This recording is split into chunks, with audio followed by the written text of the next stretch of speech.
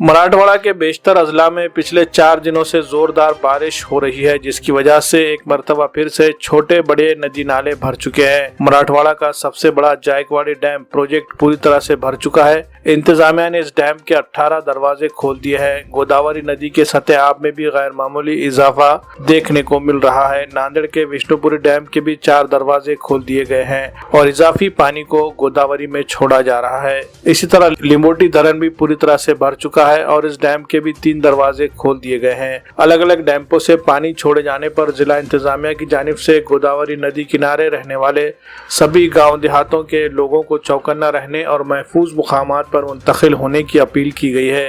जोरदार बारिश की वजह से जहां एक तरफ मुरझाई हुई फसलों को नई जिंदगी मिल गई है, तो वहीं दूसरी तरफ नशेबी इलाकों में बारिश का पानी खेतों में दाखिल होने से हजारों एकड़ फसलों को भी भारी नुकसान हुआ है।